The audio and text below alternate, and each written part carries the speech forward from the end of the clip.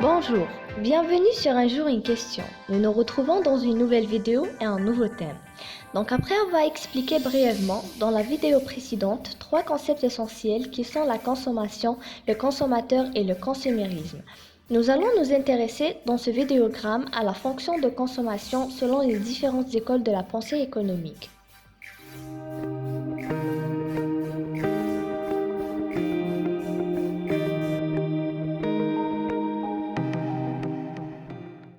Nous allons étudier d'abord le point de vue keynésien sur la fonction de consommation, pour ensuite nous intéresser aux analyses faites à partir de celui-ci et enfin terminer par le point de vue classique sur cette étude.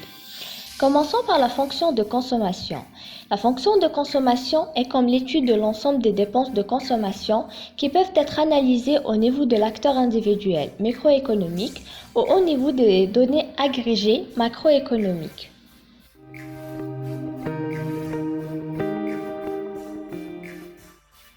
La pensée keynésienne a été la conception économique dominante pendant les 30 glorieuses. Les keynésiens partent de la stabilité du taux de salaire. Dans leur analyse, le taux de salaire n'est pas une variable qui subit de fortes fluctuations.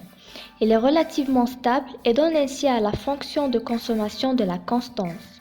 Pour Keynes, les salaires sont rigides. À la baisse, cette rigidité entraîne une certaine constance de la fonction de consommation. Selon d'autres économistes, les hypothèses de Keynes sont vérifiées à court terme et non sur le long terme. Par exemple, la fonction de consommation est stable et la propension marginale à consommer est inférieure à 1. Mais d'autres auteurs ont contrarié l'analyse de Keynes comme Milton Friedman, qui a souvent été défini comme l'anti-Keynes. Il reprend l'idée de résistance de la consommation par rapport aux fluctuations de revenus. Pour lui, le revenu est la sommation d'un revenu permanent et d'un revenu transitoire. L'hypothèse de Friedman est de montrer que seul le revenu permanent est lié à la consommation permanente. Cette relation est stable à long terme, contrairement à l'hypothèse de Keynes, stabilité à court terme. Pour Friedman, c'est la richesse des agents qui détermine la consommation et non le revenu courant. L'analyse de Friedman peut être complétée par d'autres approches comme la théorie de cycle de vie de Endo et Modigliani, qui permet de comprendre l'évolution des dépenses des individus en fonction de leur situation personnelle. Par exemple, les jeunes qui consacrent peu d'argent à la consommation par absence de revenus.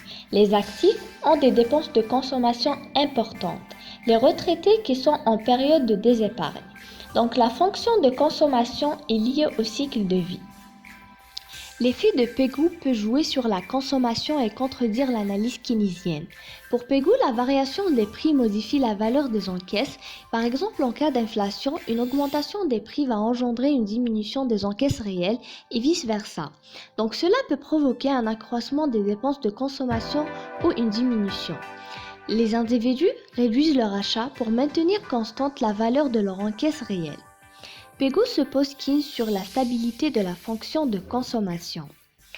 Donc les analyses keynésiennes sont amendées par les économistes. Certains valident les hypothèses sur le court terme et contredirent à 100% les hypothèses prises à long terme. Mais ce sont les théoriciens néoclassiques qui s'opposent le plus aux analyses keynésiennes. Quant à l'école néoclassique, qui est née de la révolution marginaliste dans les années 1870, la pensée néoclassique de la consommation est une analyse microéconomique. C'est un mode de raisonnement qui part de l'étude d'un comportement individuel. L'école néoclassique repose sur l'interdépendance des marchés, le marché des biens, de travail, des capitaux et de monnaie, qui sont en état d'équilibre temporaire ajusté par les variations des prix réels. L'école de pensée néoclassique repose sur les postulats précis, la rationalité et la rareté.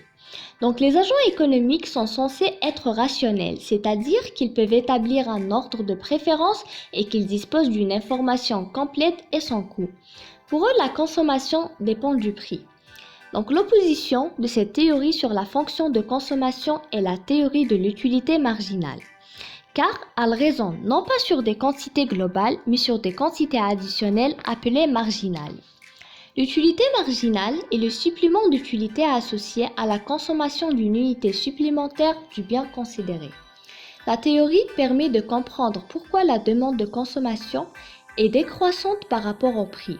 Le consommateur rationnel consomme tant que son utilité marginale est supérieure à la désutilité du prix. J'espère que cette vidéo vous aura été utile. N'hésitez pas à consulter notre page pour plus de vidéos. À bientôt sur Un jour, une question.